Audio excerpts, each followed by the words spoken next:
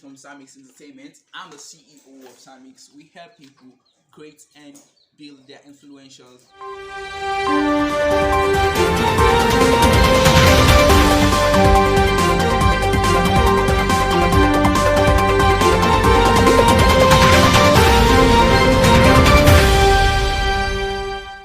So today we are going to talk about serial leader who invented something and from this will inspire you. Go and create something now.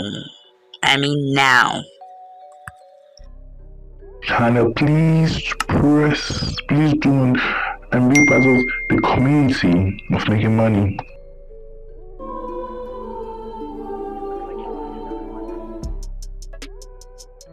My name is Kelvin, aka DJ Focus. Alright. It's the youngest DJ man Focus. I'm from Sierra Leone and I love inventing. Kelvin is extraordinarily talented. He literally goes to trash cans, finds broken electronic parts in the garbage and makes stuff on his own.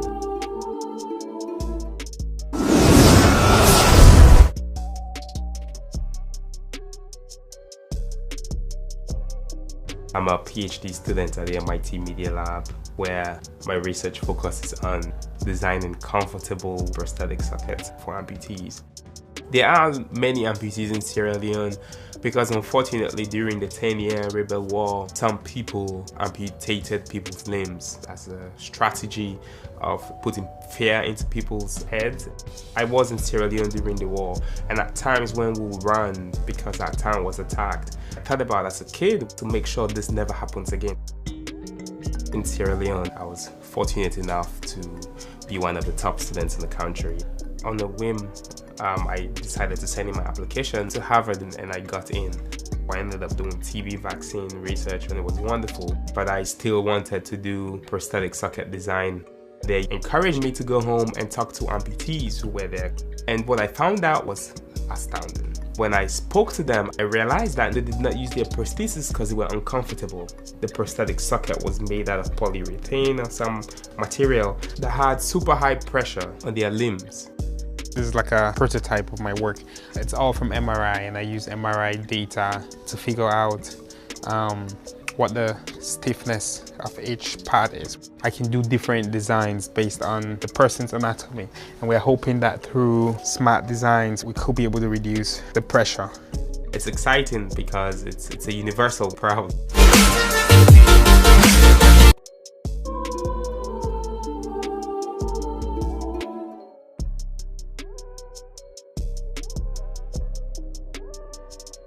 Benjamin Menelik George, also known by his artistic name Drizzlick, has been in London as part of his first ever UK tour, and it took time out to talk to us about introducing his music to new audiences, his influences, and his aspirations.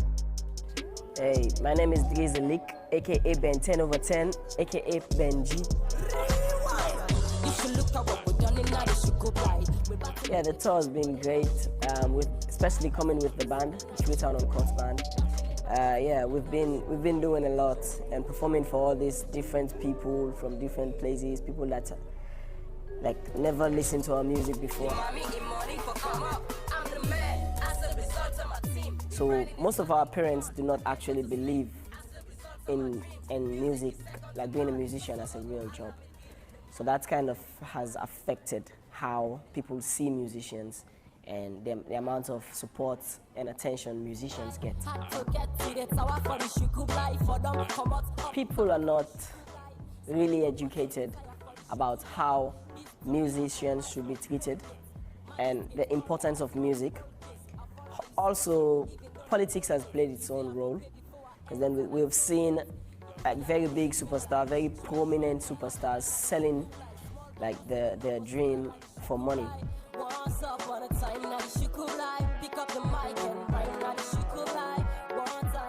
I picked these topics because there are real people who go through things like this but can't actually come out and say it. Some people actually come out and say it, but I feel like I'm in the position for it to go out more. Like, I'm using my influence to tell other people's stories.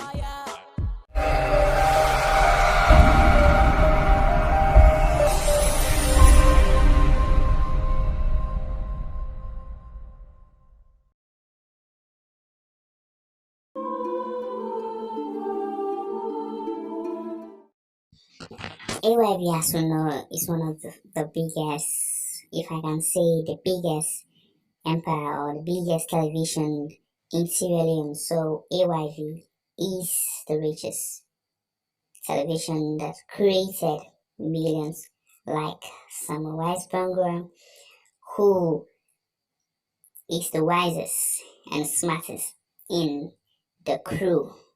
So AYV is one of the inventions for Sierra Leone.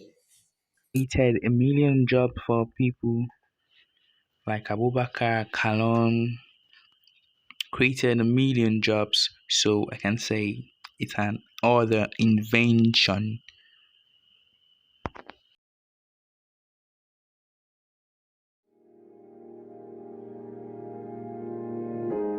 Well, the modern lifestyles we lead depend on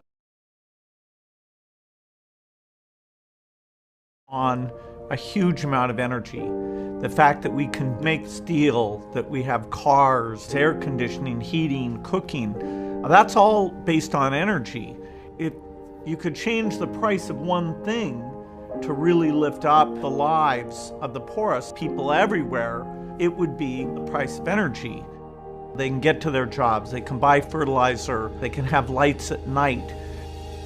The energy miracle that's allowed for modern civilization is primarily based on hydrocarbons. That is coal, gasoline, natural gas. And as we burn that and release that, it heats up the atmosphere, and that heating changes the climate in a way that's a terrible threat to particularly the poorest people on the planet.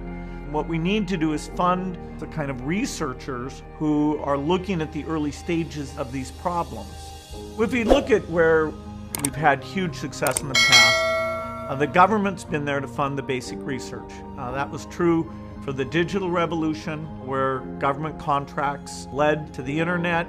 We need the basic research, but we have to pair that with people who are willing to fund high-risk breakthrough energy companies. And that formula will accelerate the innovation at the research level, accelerate the risk-taking, and that's what gives us a chance of having a solution that really let us not have to give up energy usage and yet not damage the environment. I am optimistic. I think we will get the increased investment. If we come together, really realize what solves the problem, then we will make it.